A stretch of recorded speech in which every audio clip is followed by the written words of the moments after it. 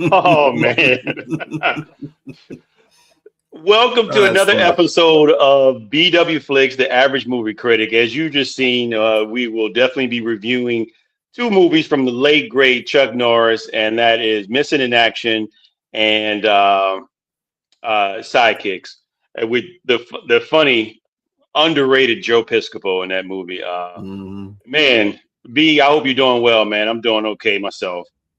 Yeah, I'm doing great. I'm doing great. Good, good, man. And again, rest in peace to Chuck Norris. As you can see, 1940 to 2026. He was born in March, died in March, and he was 86 years old, going strong, man, until the end, right there. But we miss you, Chuck. And but we're gonna always have him in these movies, and that's why we're doing a couple of reviews here on two of his movies.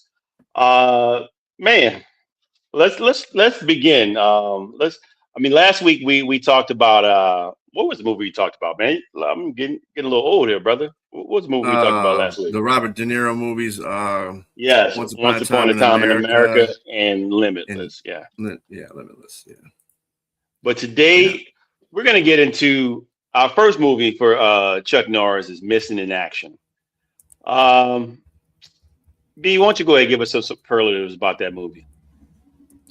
Missing in Action. That was done, directed by Joseph Zito, and it was starring Chuck Norris as Colonel James Thomas Braddock, M. Emmett Walsh as Jack Tucker. M. Emmett Walsh, you've probably seen him in a few movies. He's been in 129 movies over his career. Um, he was born on March 22nd of 1935 and left us in March 19th of 2024. Lived a nice long life. 129 movies he did, including The Jerk, Blade Runner, and Raising Arizona. Then he played Jack Tucker, Lenore Kasdorf as Anne Fitzgerald, and James Hong as General Tran. The music was by Jay Chataway. Production company, the Cannon Group. You might want to speak about the Cannon Group there for a minute, because I know you had that. Yeah, so the Cannon Group. Hey, good morning. I mean, good morning. Good afternoon. It's good evening now, Danny. That's why I was confused a little bit there. Look, Chuck Norris. He did a lot of films with the Cannon Group. Also, so did Sylvester Stallone in Rambo 2, I believe. I think that was Cannon Group. No, you know what? They didn't do Rambo 2. They did the movie. They paid him a whole bunch of money for to be in a movie, and that was Over the Top. If anybody knows that, he was in Over the Top. Over the top with Stallone, right? Yeah, and Mm-hmm. Robert Loggia. Mm-hmm. So Globus and Menahem Golan, they were from 1979 to 1989 and 1979 and 1994 respectively. These two guys did, like I said, quite a bit. Yes, this is Chuck Norris week. Quite a bit of movies, man, and I really these are more movies. Funny. If anybody has watched a plenty great deal of movies like action movies that were cheesy, that were just the kind you sit down in front on. It was, as a matter of fact, you might remember TBS. The Mm-hmm. Ted, what is it? Broadcasting. What was it called? Ted Turner Broadcasting Turner Station. Broadcasting Company, yeah. Yes. So they used to have a saying for guys who like movies. It was like movies that had Tango and Cash, that had the Red Scorpion, had uh, this movie, these Mission in Action. These are the type of movies. This is the type of movie that both those guys that I mentioned from the Cannon Group. As a matter of fact, if you look up the Cannon Group, there's a documentary about them and all those movies and stuff like that. It's great. If for anybody that hadn't seen that, it's an excellent watch. But yes, that's the Cannon Group. During that time, they had their run in the the '80s and the early '90s. All right. And it was just this movie was distributed by MGM. The release date was November 16th, 1984. I tell you, 1984 just had movies just coming out the butt. You know what I'm saying? It's just they had all kinds of movies out. Running time was 100 minutes. Country of origin, USA. Budget was between 2.1 million and 3.9 million. It's kind of weird about Chuck Norris films. If you know, the next film is like kind of like that too. Box office earned $22.8 million. So it did pretty good. Jean-Claude Van Damme was a stuntman in that movie and uncredited as a soldier extra. So that was one of his first takes. Other than that, go ahead with the plot there. Yeah. So before I get to the plot, I will say because this movie it came out 2 months before Rambo First Blood 2. And hey man, you got to check some other movies out by him, man. He's got a lot of good ones, man. Silent Range, Rage, Delta Force, like you said, Delta Force 2, the Lone Wolf McQuade. There's a lot of movies out there that he's got, man. There was some pretty good ones.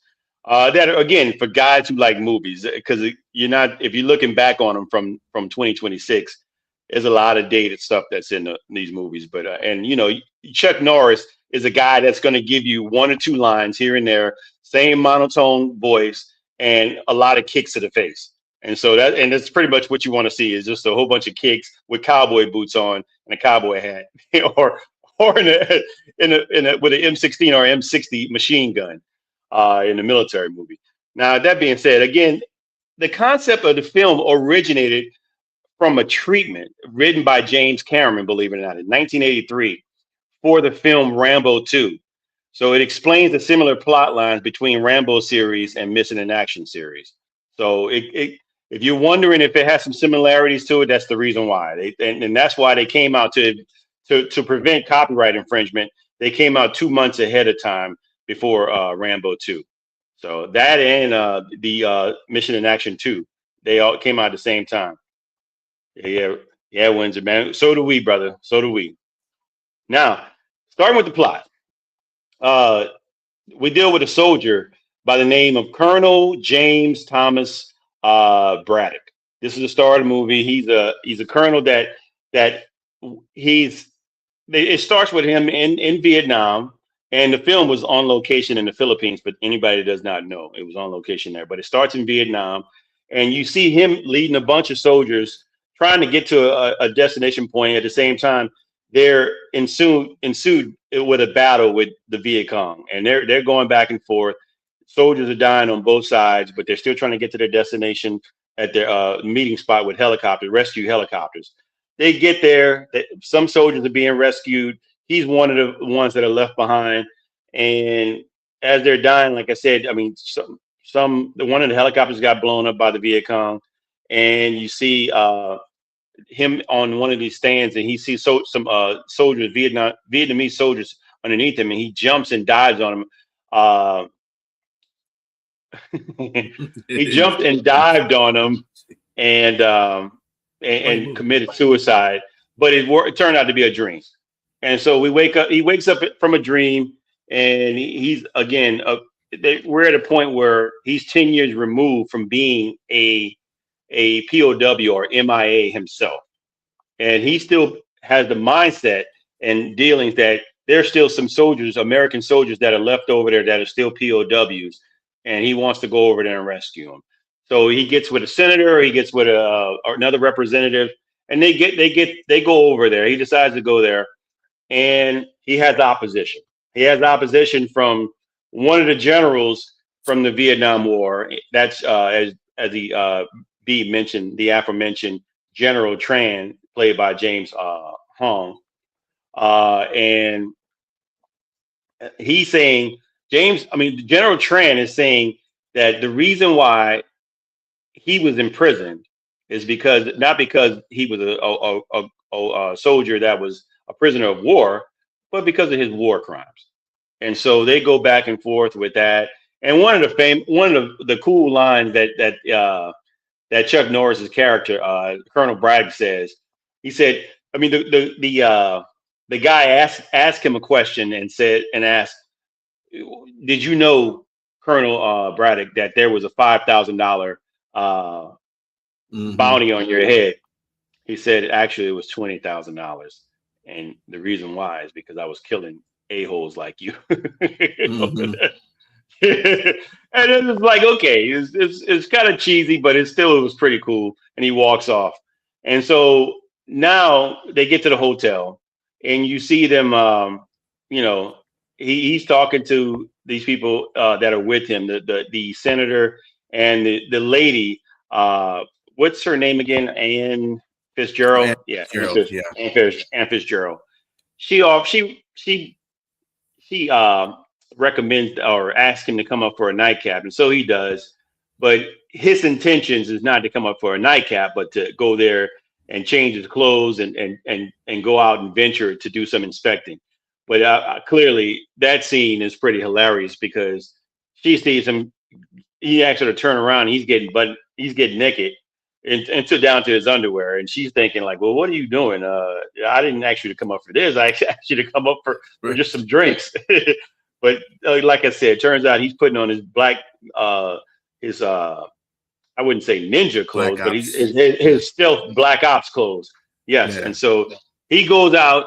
He goes to General Tran's home, and he hosts General Tran at knife point, and to get communication out of him to see exactly where there might be a camp and where there might be soldiers. And he gets it out of him and turns him to turn over. He gets ready to leave, and Tran tries to kill him, but he unsuccessfully misses, and Braddock kills him with a knife. And so this ensues a chase from all of his trans soldiers trying to take him down, and they don't. And he gets back to the hotel, gets to the room, puts the lady down in the bed just in time before they get into the room and find out that he's been there the whole time. But and she becomes his alibi for the movie to be there. And so the other general, because as I'm going a little bit further ahead, I'm going to backtrack a little bit.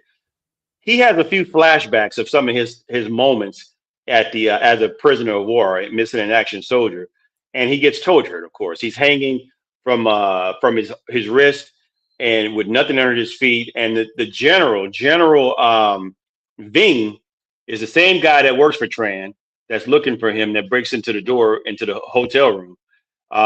He cuts him, and they just show a small glimpse of the torture that he might have incurred from the Viet Cong. And that being said, he tells him Back to the Future in the hotel room, how convenient. He said, "Don't be here tomorrow. You need to be gone." And so, I'm paraphrasing that. And Hmm. so that doesn't happen. He goes to Bangkok to look for a friend, and that's the gentleman we're known as Jack Tucker. What a name there! And that's played by by Emmett. It is. What's going on?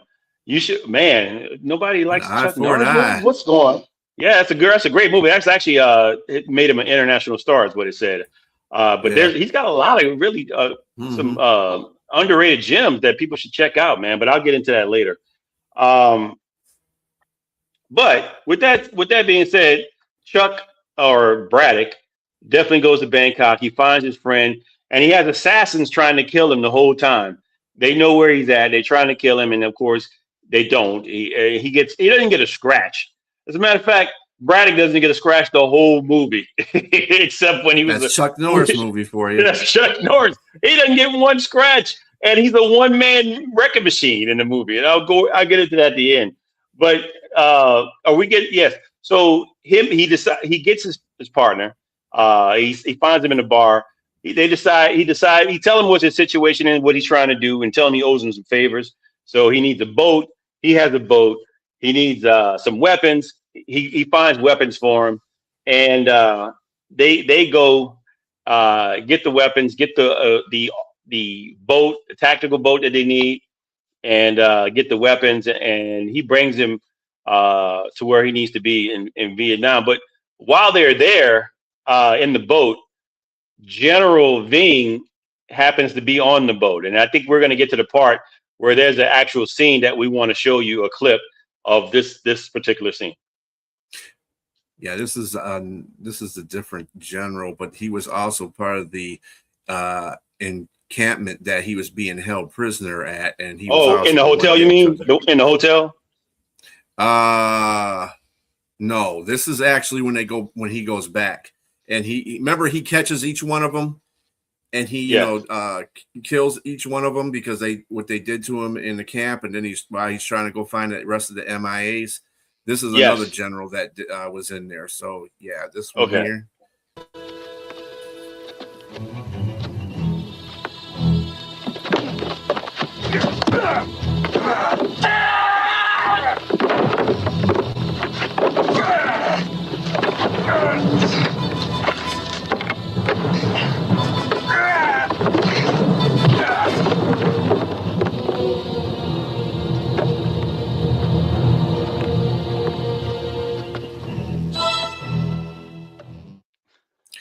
So like any other Chuck Norris movie. That's part 2. That's part 2. Yes. That's Missing in Action 2. That's when he was actually a POW. Or when he went back, like you said, he went back. That's Missing in Action 2. Sure about that? Because it came off the same clips. Oh no, yeah. I was like, man, he looks older here, but I mean, it's okay. It's okay. I still love that in the movie, but yeah, for sure. That's Missing in Action 2. That dude, that guy, he was in 2. The Asian guy, yeah, for sure. Okay. It is what it is. But that being said, and that's why we do this show, because we get to talk and laugh and joke about our movies. It's Chuck Norris kicking butt. What else can you? I mean, What else could it be? So. Let's say him and Tuck, they get to the area where they are, and Tuck said he lets him know he's not going on the island, so he goes on the island himself. He finds a camp, the camp that the general told him about, but he surveys it, and then he has plastic explosives. He has, like I said, his machine gun, and when the time comes, he blows up certain areas to cause distractions. He doesn't get a scratch. He takes out all the soldiers that were there and goes into the little prisons and open them up and finds that there's no American soldiers in any of them, but there are some Vietnamese soldiers there that were imprisoned as well. And so they tell him thank you and said that they're going to grab their guns and fight for their freedom as well. And so they take off. He goes back to the boat, finds out that the soldiers he finds out from the Vietnamese soldiers that 3 hours ago they moved the soldiers and they're taking them along the road. So that's along the river. And so they're traveling along the river. They see the soldiers in the 5-ton vehicle in the Jeeps. And then of course they start shooting at them. And they're taking out these vehicles and they shoot them down. And what's funny is that 3 soldiers that are in one of the 5-ton trucks, the boat that they're in, they shoot it with a grenade launcher.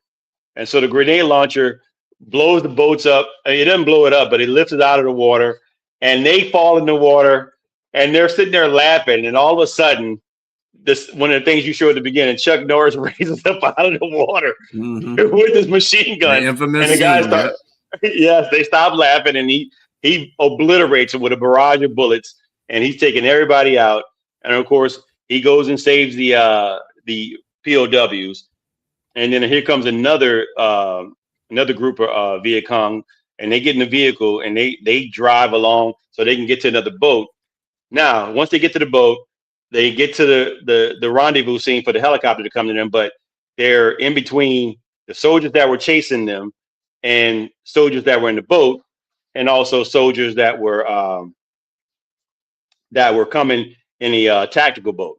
So they're taking on all these guys. Of course, the guy that's on the big boat that belongs to Tuck, he's shooting, trying to give them some cover fire, but he gets killed.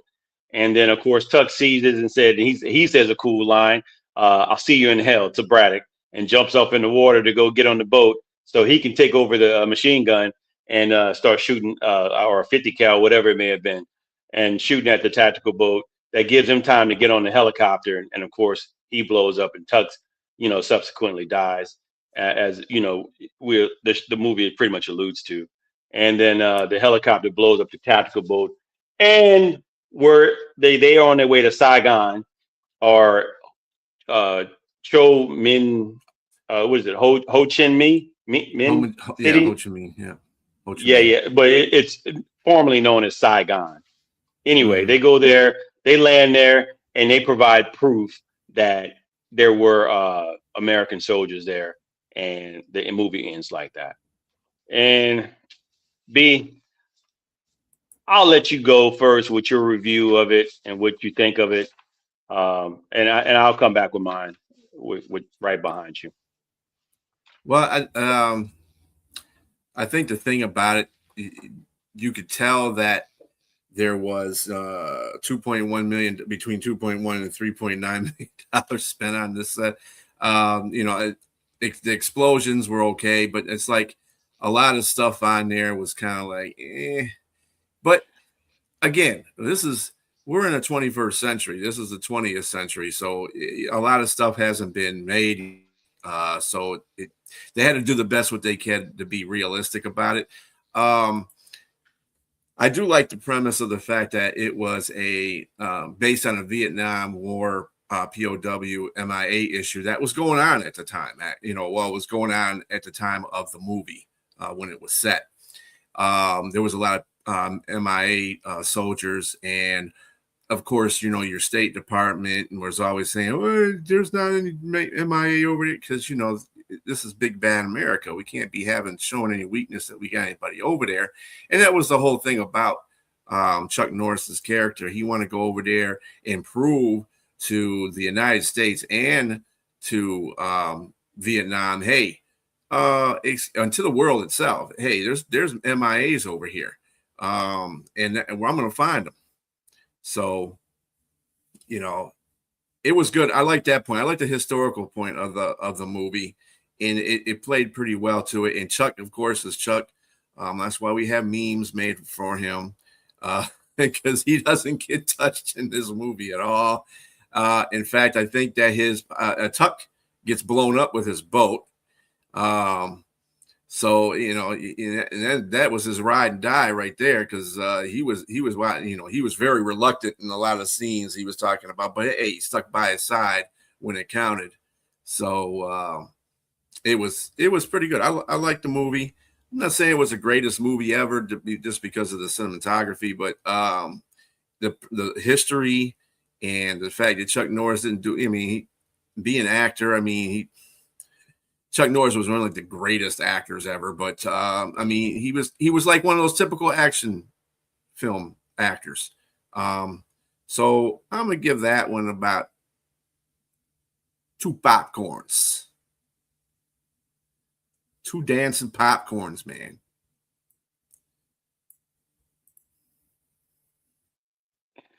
Yeah, look, I'm kind of on the same fence as you. Look, it had good action. I thought the action was pretty decent for what it was, Mm-hmm. and I mean for the budget that it was given at that time. The location, although it was in the Philippines, I love the location. I thought it had a very similar feel to what most Mm-hmm. Vietnam movies that you would see. A lot of greenery and trees, and then the old river and stuff like that, and the waters. But it was cool. I mean, even the cities, like when they were in the cities, and like the clubs, the stuff they went into, kind of had that reminiscent feel of that. Uh, the acting was average. It was average. I thought that, I mean, for what Chuck Norris was, he did the same thing in every movie. I mean, in most movies that he portrayed him, he had the maybe 1 or 2 sentence lines, monotone. He was stoic. And I think that was just the persona that they portrayed in the characters. And yeah, honestly, that's okay. That's what you want to see in a colonel, that's like, that's special forces. That's not going to be like laughy, jokey. He played that role well. He played that role. I mean, although that's what he played in every movie, but again, he Mm-hmm. was typecast. And but hey, he made it work, and I liked it in those movies. And but it was kind of unbelievable if I had to look at some things that would just didn't seem like it worked. The the one man versus the everybody, whole camp. and not. I mean, at least Rambo got shot in the side, and he in Rambo 3, and he had to burn the hole through and everything. Even though that was far fetched, but there was. He didn't get You know the other anything. thing that was funny though? Didn't he just have 2 bombs in his whole kit? How come Yeah. everything was blowing up and he just put 2 bombs? I'm like, where's the rest of the explosions coming from? He only put 2 bombs there. What the heck? That's funny. And immediately come from underwater and everything. I mean, although I've researched that machine guns can still work, can work from under the water, but the water inside the gun, you still have to kind of get rid of the water and for it to work. He immediately comes up and just starts shooting. So that, I mean, it's funny, but it's also pretty cool. I mean, I saw this when I was a kid, so it was a great movie at that time. Now I'm just looking at it, I kind of laugh at some of the things, but some of the things hold up. Like you said, the premise of soldiers that were POWs, and this is what you see. This is when a time when it was America versus everybody. You know, I mean, us versus Russian, us versus Vietnam, us versus anybody. It was just like Central America. We just wanted everybody in the United States to win. And this is one of those movies that you wanted them to win. And it kind of does that, especially at the end when they showed that they had soldiers, he saves them. But again, this kind of reminds me of Rambo 2, when you see Rambo comes back with everybody in the helicopter. Although he's flying the helicopter, but Braddock's not flying the helicopter.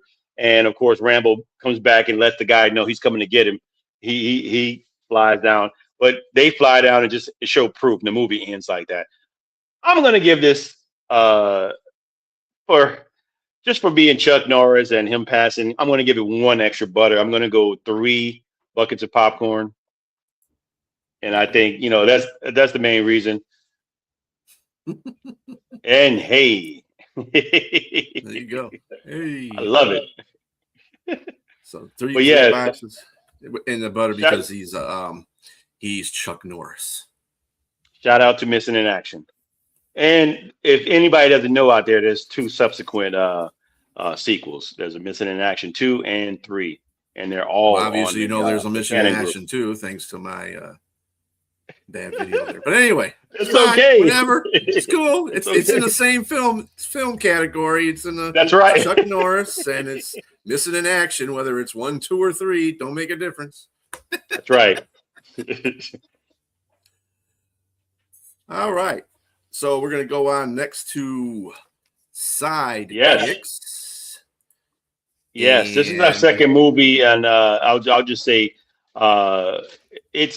I'll give the IMDb and the Rotten Tomatoes.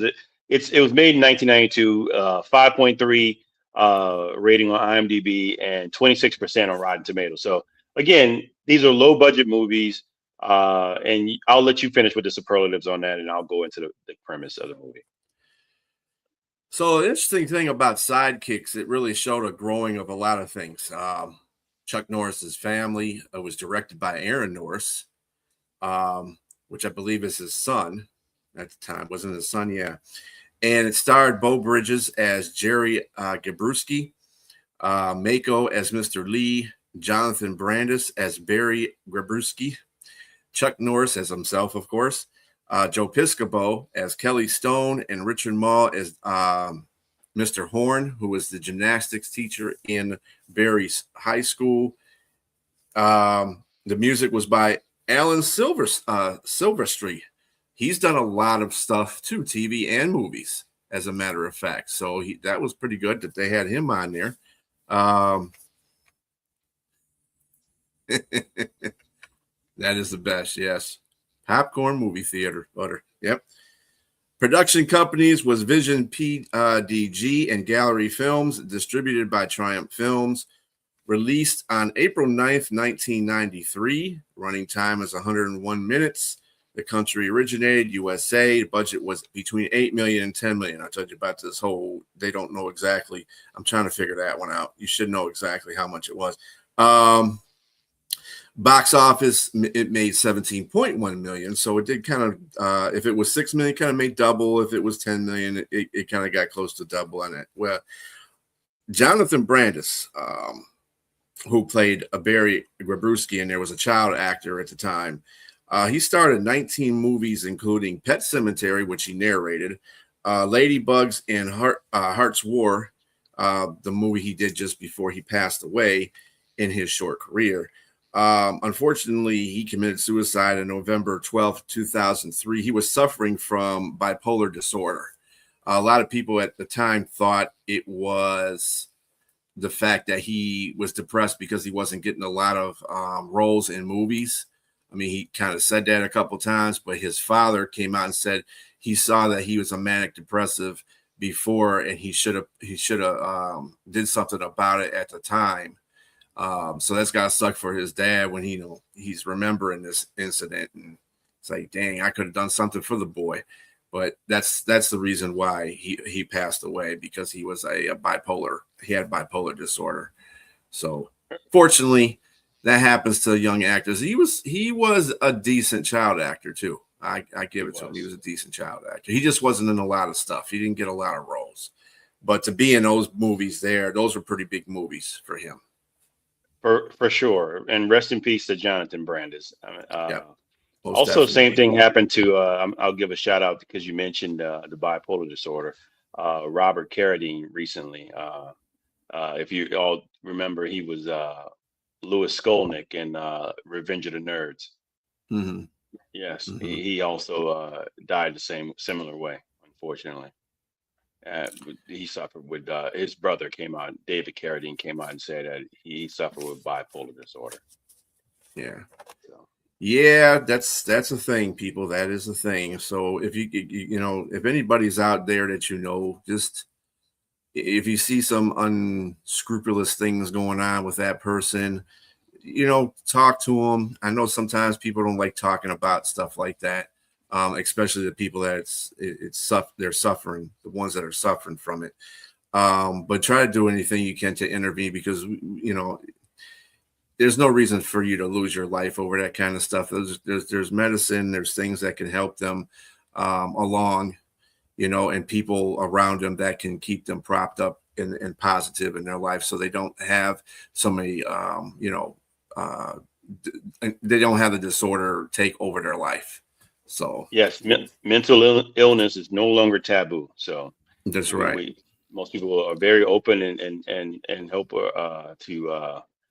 to help take care of these sort of things for folks. And so it's much better to where people don't hide these things anymore.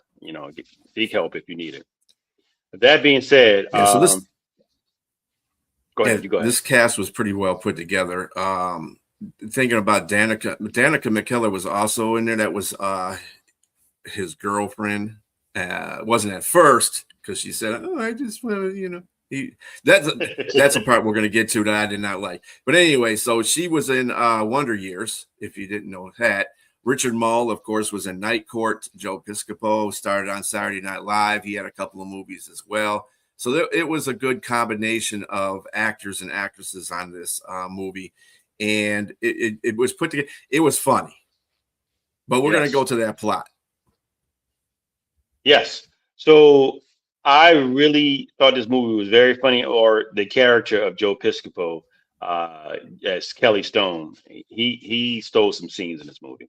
And I thought he didn't get enough airtime on this movie. He should have got a little bit more. But the parts that he got were very funny and had my hilarious.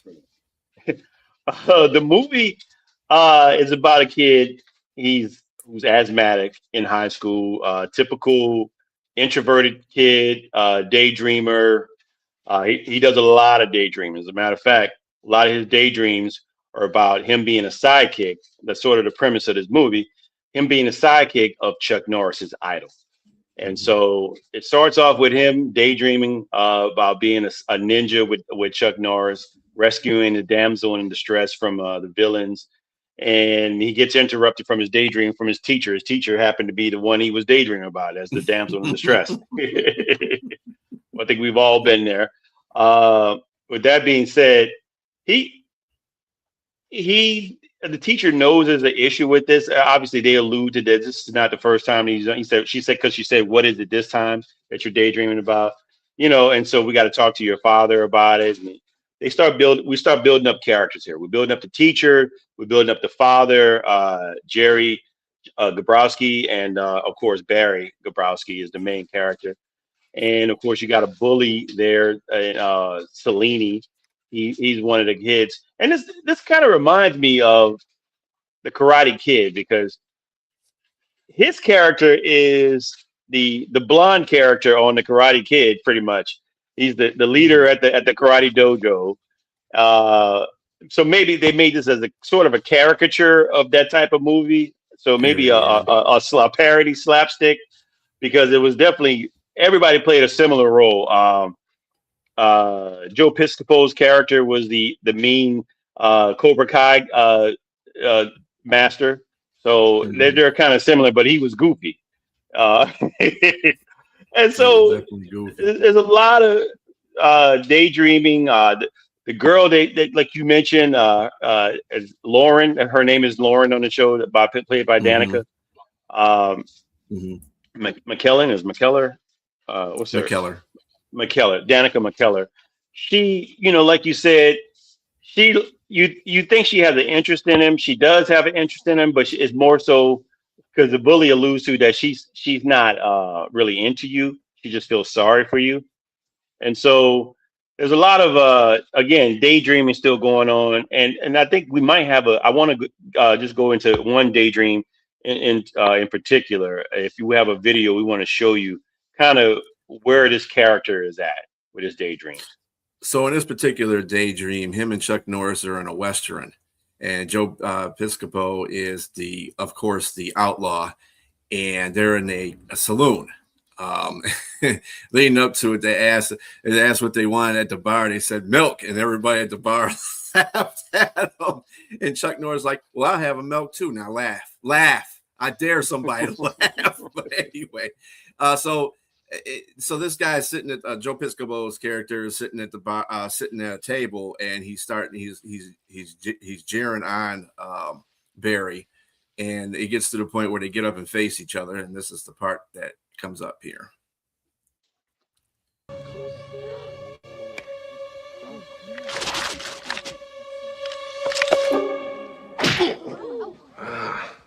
Ooh.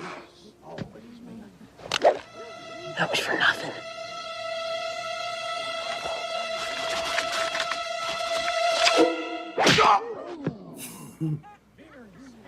That was for something.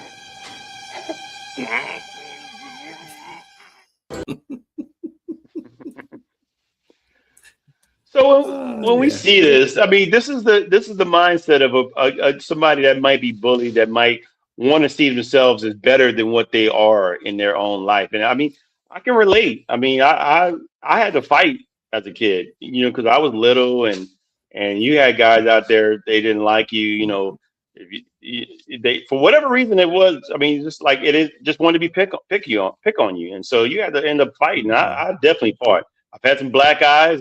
I gave him back. But I had to learn the hard way. I couldn't just daydream about anything. But this kid, and that's what I'm about to allude to.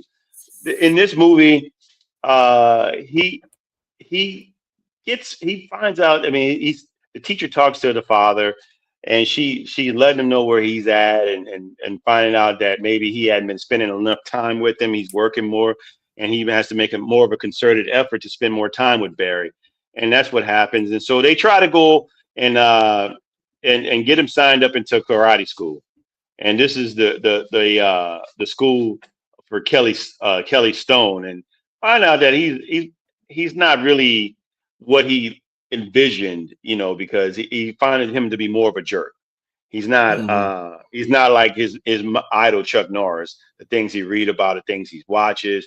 Chuck is more of a even kill, a really nice and humble guy. This guy is far from humble at all, and he yells at his dad for which his dad kind of deserved to be yelled at for walking on the mat with shoes on when everybody else Mm-hmm. got their shoes off. But again, besides the fact he still was just a jerk, and so they Mm-hmm. leave, and his teacher lets him know that her uncle's coming into town, and that he understands he's coming. It's kind of similar to him with the daydreaming and all that kind of stuff like that. And he's kind of a special guy, and that he could teach him to do martial arts. and that's what eventually happens.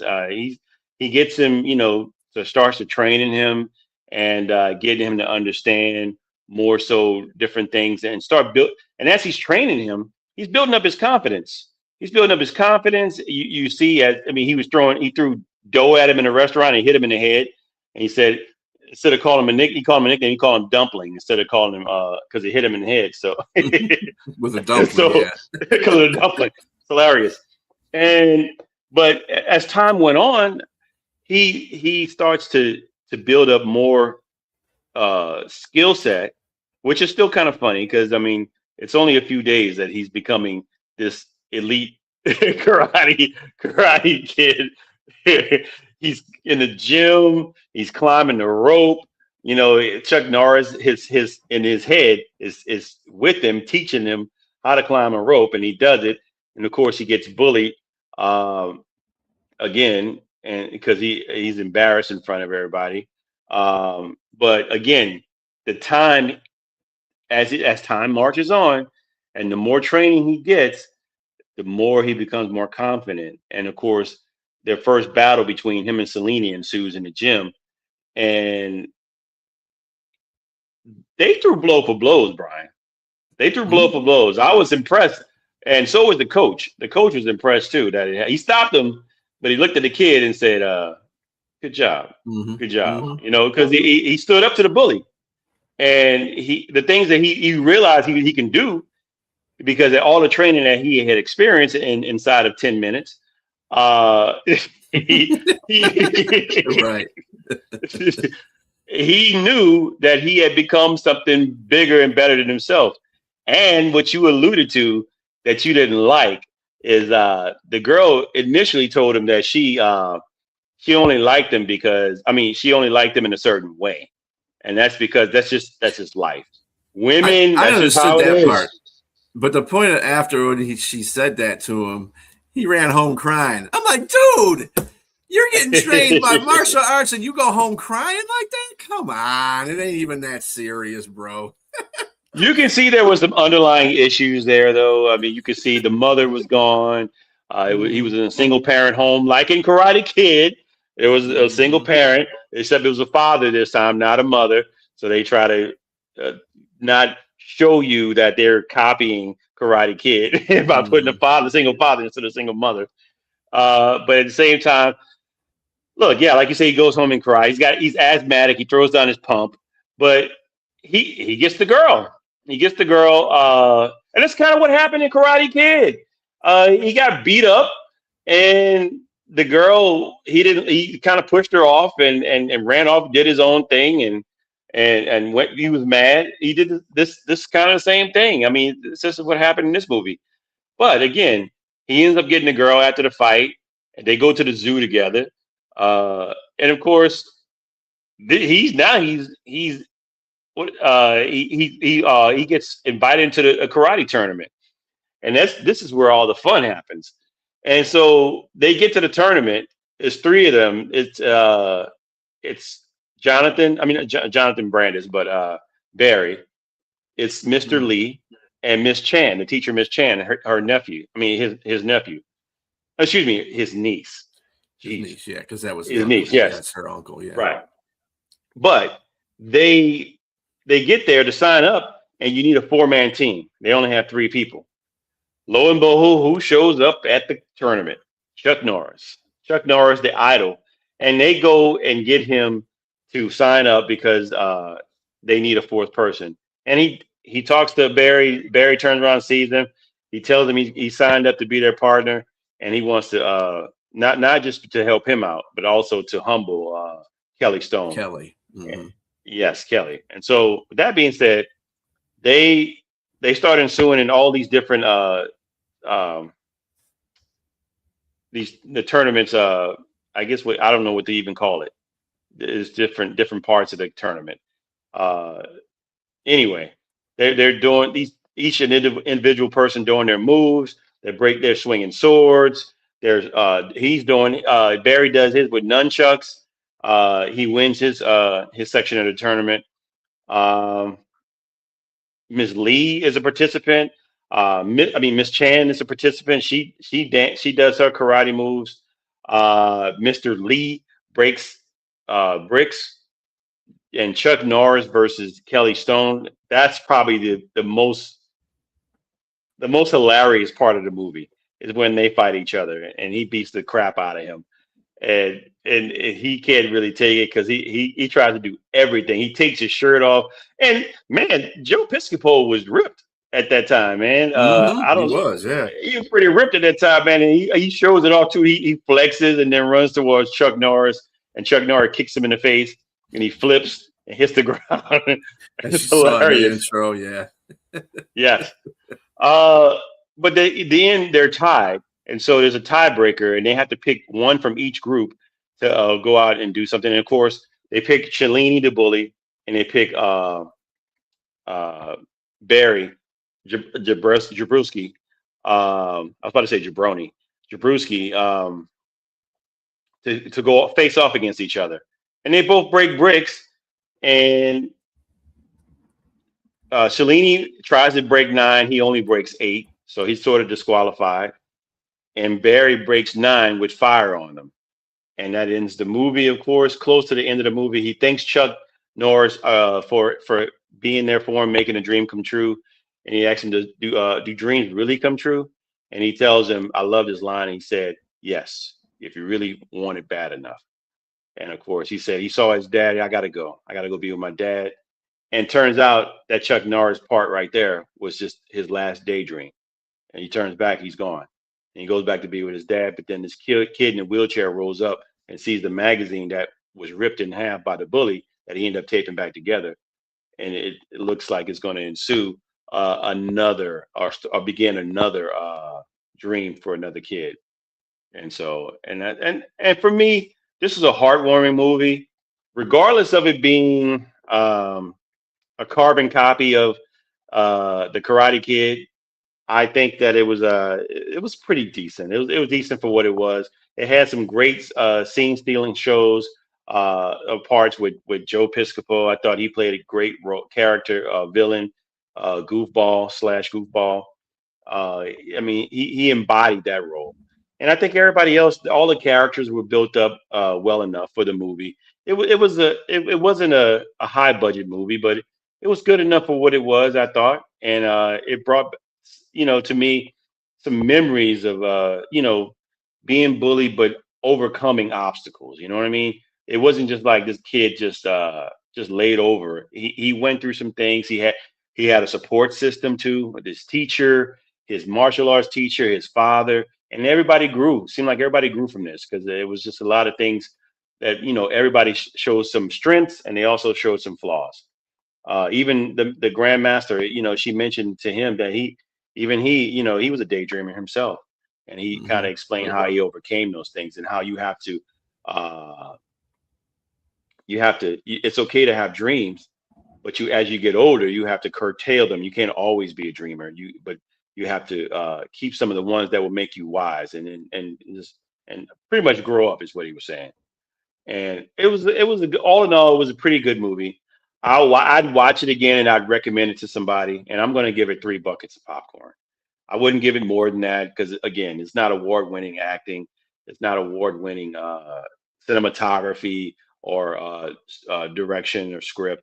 But again, a heartwarming movie, pretty funny, and I really liked it. So yeah, 3 buckets of popcorn for me. I thought this was actually. I guess it was because of the comedy where it wasn't as serious, and Chuck Norris didn't have to be as serious in this movie. He could be, because a lot of the things that he said in there was like when that whole scene where they were he was daydreaming about the Western, and he was like, "Oof," that's tough when he got smacked, Yes. or when Piscopo fell on his face, he was like, "Oh, that's not good." So I mean, there's a lot of things in there. He didn't really have too many lines in the movie, but the fact that he was just in it because he was the kid's idol and his imaginary sidekick, for Chuck, was really good. I think the things that the little nuances in the movie too. The teacher, I think the teacher and his father kind of had a thing because they were having dates and stuff like that. And also the whole thing with Mako a la Mr. Lee was pretty hilarious too. But I mean, there's little nuances in there that I liked. I just I can't give it 3. I can still give it. I'm still going to give it 2 because it was funny, but again, it was more like watching the funny version of the Karate Kid. So Yeah. I think I'm going to give that like 2 buckets of popcorn, 2 dancing buckets of popcorn, might as well, So Hey. yeah, they're all dancing. They're all dancing. Yes. But Well, yeah, 2 versus 3. Yeah, That's cool. I mean, yeah. It was a funny movie, sure. though. I'll tell you what. Between the 2 movies, I enjoyed this one better than I enjoyed the. I mean, even though the first one had meaning, missing in action, because it was about MIA, and you got to respect that kind of stuff. Right. I just thought this one was better. It was better put together. It was funny. And the action scenes were goofy as they were. There was some actions. There was some scenes in there where they actually, like him busting through the bricks, and the other kid not busting through the bricks all the way, and Kelly going off on him for not doing it. It's gonna crack. So yeah, it was a mixture of hilarity and seriousness at the same time. It was a kid that got bullied and came on up just like the Karate Kid. Same thing. It was just a funny version of it. So that's the reason why I gave it 2. That's And speaking, you mentioned Kelly Stone again, fussing about not breaking all the bricks. When Barry goes and breaks his bricks, and everybody's cheering and jumping up and down, he's smiling like, and he looks over at Cellini and smacks him in the back of the head. Yeah, like I said, little nuances like that were hilarious. By Joe Pesci, Piscopo. He was funny as heck in this movie. I forgot how funny he was. I remember him being on Saturday Night Live with Eddie Murphy. And those 2 were Frank just Sinatra hilarious. and Stevie Wonder. Yeah. We said you are blind and not when you said I am black and you are white. You're as blind as a bat and I have sight. Hilarious, man. Yeah. A meathead that was a comedian. That's what I always used to think of him as. But he was always kept in shape too. The couple other movies he played in, he was in pretty good shape for those movies too. Dead Heat. If you remember that with Treat Williams. Dead Heat. Yep. That's a great movie, actually. So we got enough time. We're going to do a bio on Chuck Norris. Just a few things. And so I mentioned to Elizabeth, she said she only liked Force of One, I believe, An Eye for an Eye, the movie. But I wanted to give everybody a list of his catalog and some of the movies that he's done, which are actually pretty good. But Chuck Norris was born March 10th, 1940 in Oklahoma, and he died March 19, 2026 in Kauai, Hawaii. He was 86 years old and still looked good for his age. And, even though people made a lot of memes of him, Chuck was still doing his thing in 86, man. He was married twice with 5 children and had several grandchildren. Chuck was a martial artist. He was an actor, screenwriter, and author. He had multiple black belts. He had black belt in karate, taekwondo, Tang Soo Do, Brazilian Jiu-Jitsu, and judo. And he also had his own martial arts that he created, was Chung Kuk Do. He served in the Air Force and was in numerous martial art championships. Before the big screen, he served as a martial arts instructor to the celebrities, and his first movie that he got into was called The Wrecking Crew in 1968. This had garnered the attention of his friend and fellow martial artist Bruce Lee, and subsequently invited him to portray as one of the villains and in the Way of the Dragon in 1972. And he also began taking acting seriously, as noted by his friend Steve McQueen, told him that he should take it seriously. And he next starred in Breaker Breaker in 1977. The second lead after that was Good Guys Wear Black in 1978, which catapulted him into action stardom. He would go on to into action films such as A Force of One in 1979, The Octagon, which I've seen. It was a great movie, 1980. An Eye for an Eye, which Elizabeth alluded to, 1981, becoming an international star at that point. Also in 1982, Silent Rage. I keep wanting to say Range. Silent Rage in 1982. Forced Vengeance in the same year. Lone Wolf McQuade in 1983. And of course, after this movie, this is when he signed with Canon for a multi-movie deal. And those were the mission in action movies and the subsequent sequels, 2, and 3. And then Invasion USA, the Delta Force, 1986, Firewalker, 1986, A Code of Silence, 1985. He also did Invasion USA in 85. And in the 1990s, this is where he went on to TV. And of course, B, you already know where I'm about to go. He was Walker, Texas Ranger. Yep. And he did that from 1993 to 2001. He had a long run for that.